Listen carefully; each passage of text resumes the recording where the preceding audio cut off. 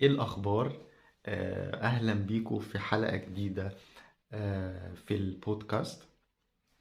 النهاردة انا حابب اتكلم عن موضوع جالنا في التعليقات. تمام. آه، يعني السؤال بيقول ازاي نقول بالمصري تعبيرات زي still، not yet، never و ever. تمام.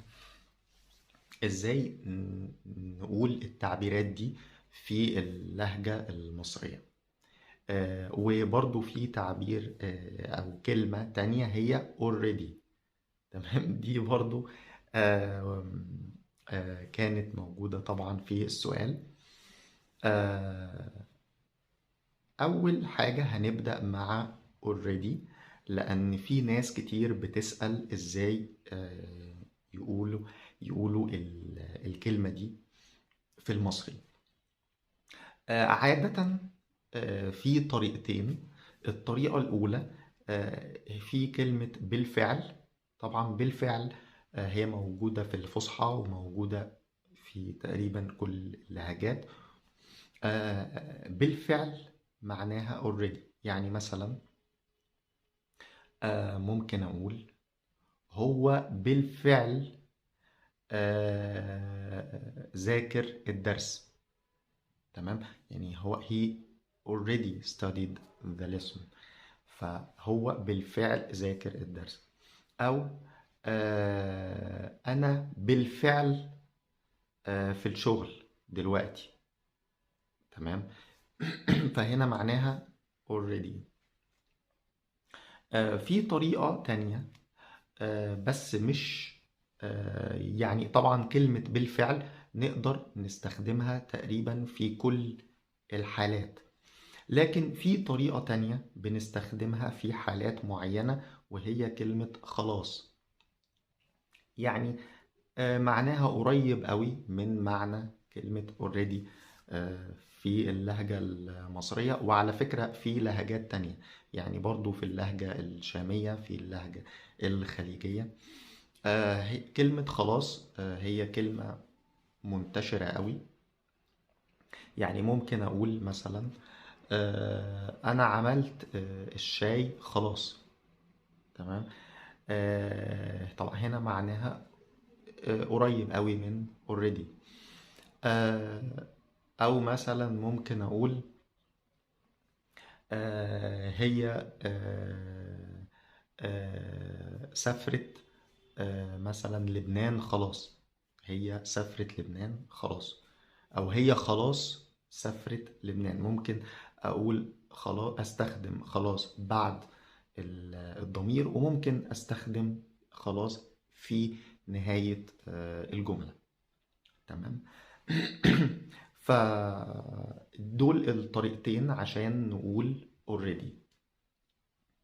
آه الحاجة التانية هي ازاي نقول never.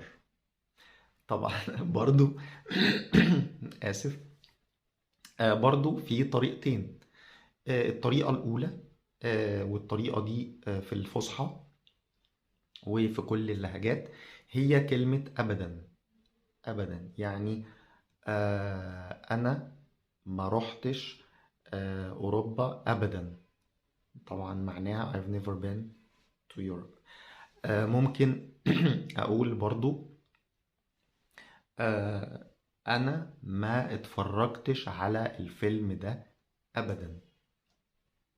تمام. الطريقة التانية وأعتقد الطريقة التانية هي منتشرة أكتر في مصر، هي كلمة خالص. خالص طبعا هي قريبة من خلاص لكن هي معناها مختلف. خالص معناها never أو not at all. ده في لو هنترجمها بالإنجليزي. يعني مثلا لو هنستخدم نفس الجملتين هنقول أنا ما روحتش أوروبا خالص. والجملة التانية والجملة آسف. والجملة التانية هي هو ما اتفرجش على الفيلم ده خالص. تمام. او ما اتفرجش على الفيلم ده قبل كده خالص. فهنا معناها never، او احيانا not at all. يعني مثلا في تعبير منتشر مع كلمة خالص، ممكن نقول مفيش مشكلة خالص، يعني تمام no problem at all.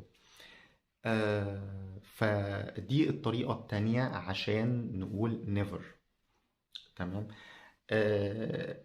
الحاجة رقم 3 معانا النهاردة هي ever. وأعتقد دي لو حد عايز يسأل سؤال زي مثلا have you ever مثلا been to New Zealand. فمثلا ممكن أقول قبل كده، بس طبعا قبل كده معناها before أو before that.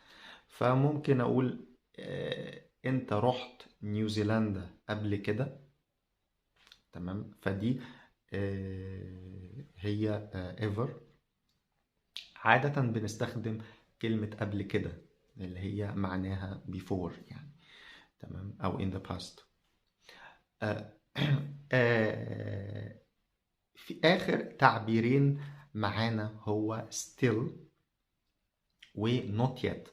طبعا في الإنجليزي still عادة بنستخدمها في الجملة العادية، و not yet في الجملة المنفية.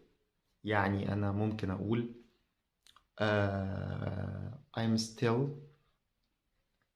in Cairo مثلا، فبقول أنا لسه في القاهرة. بنستخدم كلمة لسه. وعلى فكرة في فيديو قبل كده عملناه على كلمة لسه. تمام. الفيديو ده هتلاقوه موجود في الوصف بتاع الفيديو.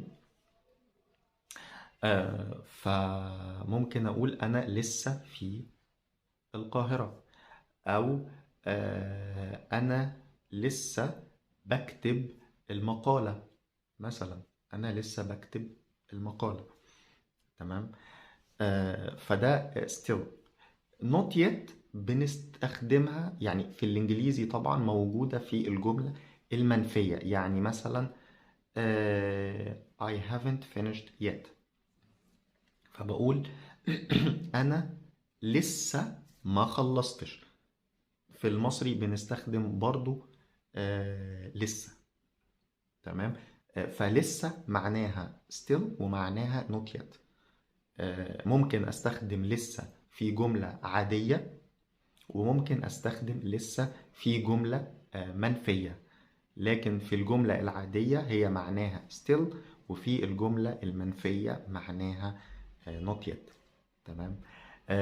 طبعا أتمنى الفيديو يكون مفيد بالنسبة لكم، وأشوفكم الحلقة الجاية.